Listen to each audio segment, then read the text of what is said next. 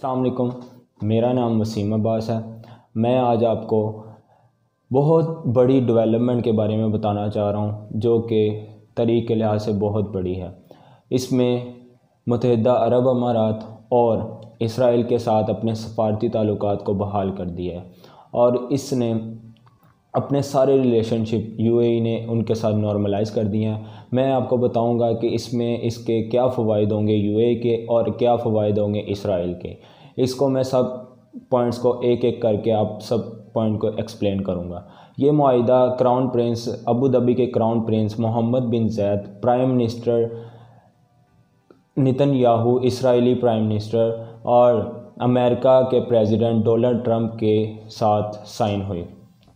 इस मुआहिदे का नाम अब्राहम अकॉर्ड रखा गया। हज़रत इब्राहीम के नाम से इसका नाम रखा गया क्योंकि हज़रत इब्राहीम का ताल्लुक़ तीनों मज़ाहिब के साथ है। अब्राहम, इस्लाम, क्रिश्चियनिटी, जुदाइज़म, इन सब के नाम की वजह से इन सब का रिलेशन इनके साथ था। इस वजह से इन्होंने इसका नाम अब्राहम अकॉर्ड रखा।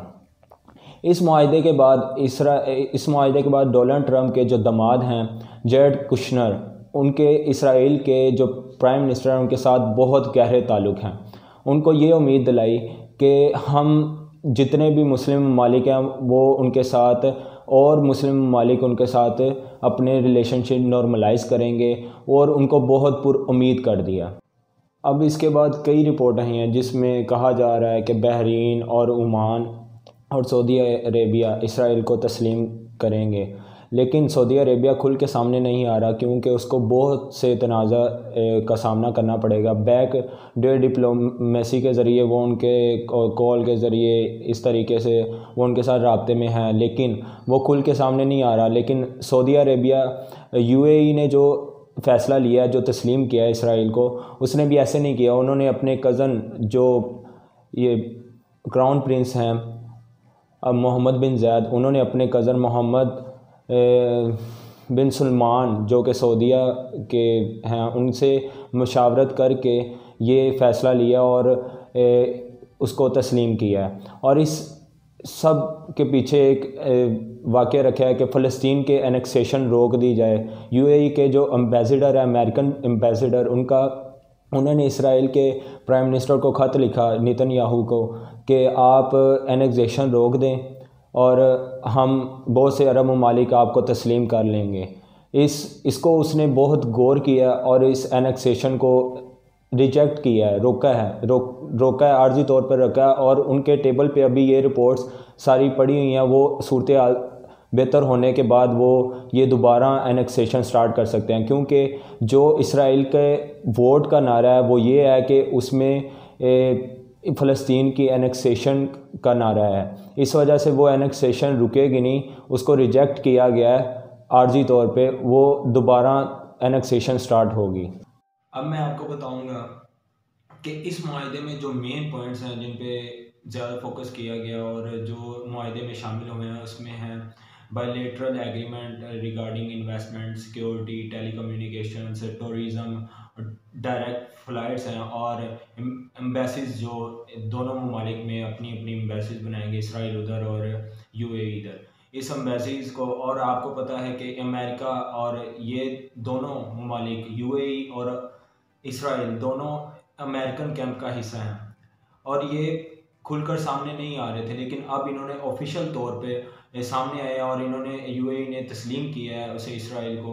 और अब पहले सिक्योरिटी जो प्रोवाइड करता था यूएई को वो अमेरिका था, अब सिक्योरिटी प्रोवाइड करेगा जो इनका मेन कैप्टन बनने जा रहा है वो है इसराइल, जो कि इनको अपने असला और दीगर इन्वेस्टमेंट इनके ऊपर करेगा और इनके सहरा को और डेवलपमेंट के साइड पे लेके जाएंगे। असला वगैरह इनको सेल करेंगे, इसराइल को देंगे और यूएई को देंगे। इसराइल जो अपना बहुत ज़्यादा जो डेवलपमेंट के साथ असला है वो प्रोवाइड करेगा किसको, यूएई को। और इन्होंने सबसे बड़ा जो एक इनको बात की कि मस्जिद अक्सा में आप नमाज अदा कर सकते हो। यरूशलेम में जितने भी मज़ाहबी मकामात हैं, जितने भी, आप उधर आके अपना इबादत कर सकते हैं। और साथ में ये भी उनको इसराइल को बहुत बड़ी जीत हासिल हुई है। यूएई ने उनको तस्लीम किया, उससे बहुत बड़ी उनको जीत हासिल हुई है। और अरब अपने अब दुश्मन उन्होंने कम कर लिए हैं, और अब वो जो भी उनके दुश्मनी में कमी आ रही है। और आगे ईरान के बारे में अब बात करें, जो कि अरब और इसराइल दोनों का दुश्मन है। इस लिहाज से भी देखें तो अब ये इन दोनों ममालिक का एक ही दुश्मन है, और ये अपनी सारी सिक्योरिटी जो उसे यूएई को प्रोवाइड कर रहे हैं, ये आहिस्ता आहिस्ता उसमें अपने एम्बेसीज बना के और ये आगे अपने आप को ज़्यादा फैलाने की कोशिश कर रहे हैं। और इसमें आप यूएई को क्या फ़ायदा होगा? यूएई सारा जो डिपेंड है वो तेल की जो पैदावार है उससे कमाई कर रहा है और उससे पैसा आ रहा है। और आगे जो डेवलपमेंट आ रही है, जो आगे तरक्की हो रही है, उससे तेल की जो यूज़ है वो कम हो जाएगी। ये भी उन्होंने देखते हुए इस वजह से उनको ख़त लिखा कि ये हमारी जो मुआहदा है वो उसे तस्लीम करें। और इस वजह से ये फ़ायदा होगा कि ये इसराइल डेवलपमेंट के लिए उधर पैसा इन्वेस्ट करेगा, इनके सहराओं को बड़ी बड़ी बिल्डिंगों से भर देगा और इनको बहुत ज़्यादा फ़ायदा होगा और ये पैसा कमाएंगे। इन्होंने एक किया अपना पॉइंट ऑफ व्यू, जो सऊदीया और यूएई को फ़ायदा हो रहा है इसमें। और इसमें इसराइल को तो बहुत ज़्यादा फ़वाइद हैं कि वो अपनी, आपको पता है कि वो टेक्नोलॉजी में, रिसर्च और टेक्नोलॉजी में बहुत ज़्यादा आगे जा चुका है, और वो अपनी रिसर्च और टेक्नोलॉजी कोई उनको तस्लीम नहीं करता। और वो अपनी जितना भी उनकी इन्वेस्टमेंट है, अब वो उनको जो उनका एक पॉइंट मिल गया है, जो यूएई है, वो सबसे बड़ा उनको पॉइंट मिला है जहाँ पे वो इन्वेस्ट कर सकते हैं ज़्यादा से ज़्यादा, और अपना असला वगैरह जो भी जितने भी पॉइंट्स है, सिक्योरिटी वगैरह उनको मुहैया करके इनके ऊपर भी बाय टाइम कुछ ना कुछ हक जमाने की कोशिश करें। जैसा कि अब आप देख रहे हैं कि इस मुआहदे में सबसे मेन जो पॉइंट दिखाया गया था वो ये दिखाया गया था कि फ़लस्तीन की एनेक्सेशन को रोका जाएगा।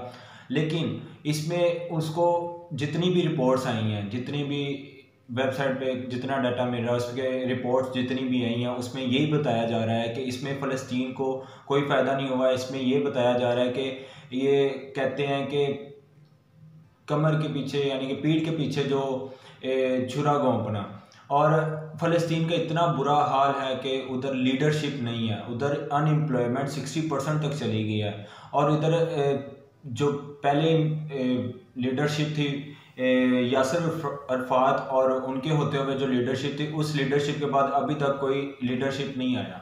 और इस मुआहदे के बाद जो अब दूसरे मुस्लिम ममालिक को हम देखें तो उनके बहुत ही रिएक्शन बहुत ही गलत आ रहे हैं। जैसे तुर्की वालों ने कहा है कि उनका ये रिएक्शन आया है कि हम आपसे सारे ताल्लुकात ख़त्म, उन्होंने धमकी दी है इनको साफ ज़ाहिर कि हम आपके साथ सारे ताल्लुकात ख़त्म कर देंगे अगर आपने इसराइल के साथ काफ़ी, यानी कि पाकिस्तान हो गया, ईरान हो गया, इन सब ने इनका रद्द-ए-अमल ठीक नहीं आया इस हवाले से कि यूएई उसे तस्लीम के। जैसा कि हम बहुत से ममालिक का रिएक्शन देख रहे थे इस पर, मिस्र और इजिप्ट का इसमें खुशाइन किया, और सऊदी अरेबिया ने तो बिल्कुल इस पर रिएक्शन नहीं किया, क्योंकि आपको बताया गया कि सऊदी अरेबिया ने एयर पास यूज़ करने के लिए उनको दिया इसराइल को। वो पीछे अपना ताल्लुकात बेहतर करें, लेकिन वो ऑफिशियली तौर पर सामने नहीं आ रहे। लेकिन पाकिस्तान का जो रिएक्शन है वो उन्होंने ये कहा कि दूरअंदाज इसका कुछ भी नताइज निकल सकते हैं।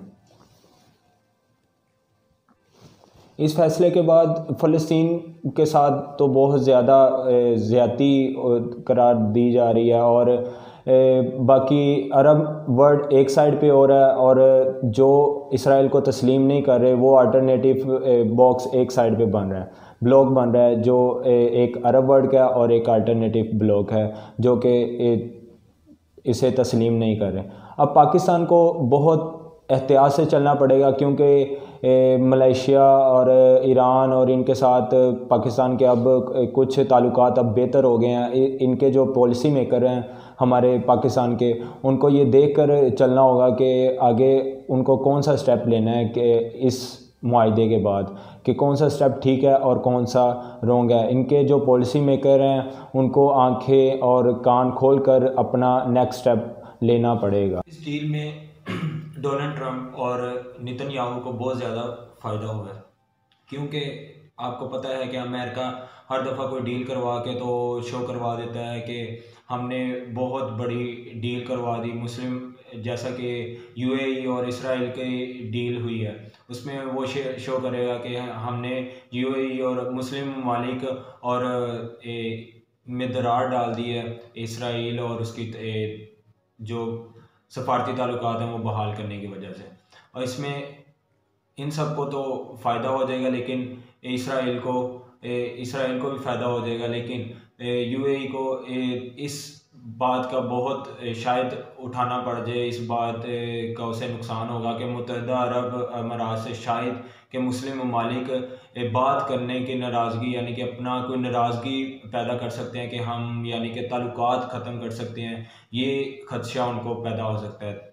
अगर आगे यूएई चलना चाहता है बाकी अरब अमारात के साथ, मुस्लिम ममालिक के साथ, तो उसे इससे स्टेप बैक लेना पड़ेगा, नहीं तो ये आगे वक्तन फ़वक्तन बहुत ज़्यादा इसके लिए डिसएडवांटेजेस होगा, क्योंकि सारे तुर्की वगैरह, मलेशिया वगैरह, उनका रद्द-ए-अमल बहुत ही रिएक्शन ख़राब आ रहा है। ये हो सकता है कि इसके साथ ताल्लुकात ख़राब हो जाएंगे अरब के साथ। इसराइल का ये फ़ायदा करेगा, लेकिन ये इसके दूसरे अपने मुस्लिम ममालिक ब्रदरहुड के साथ ताल्लुकात ख़राब हो सकते हैं। इसे चाहिए कि ये अपना स्टेप बैक ले और अपने आप को पीछे अपने मुस्लिम भाइयों के साथ फ़लस्तीन का बारे में सोचे, जो कि इन्होंने बस नाम के तौर पर फ़लस्तीन का एनेक्सेशन रोकने की बात की है, लेकिन आगे वो तो इसराइल का जो रिएक्शन है वो यही कहता है कि उनके पास उनके टेबल पे ये सारे जितने भी मुआहदे हैं वो पड़े हैं, वो जब मर्ज़ी, जब सूरत हाल बेहतर होगी तो वो दोबारा फिर इसी पे काम कर सकते हैं। लेकिन इनको इस बात का अंदाज़ा नहीं है कि फ़लस्तीन के साथ मुआहदा पहले हुआ था, उनके साथ भी हो गया, सारा एनेक्सेशन कर रहे हैं उनके वोटर के मुताबिक, और फिर भी जो हमारा यूएई है, उन्होंने अरब ममालिक, अरब वर्ल्ड है, उसने ये फ़ैसला किया है, और इसका शायद उसको कुछ नुकसान भी उठाना पड़े, कुछ कम्प्लेक्सिबिलिटी चेंजिंग कुछ भी हो सकता है बाय टाइम।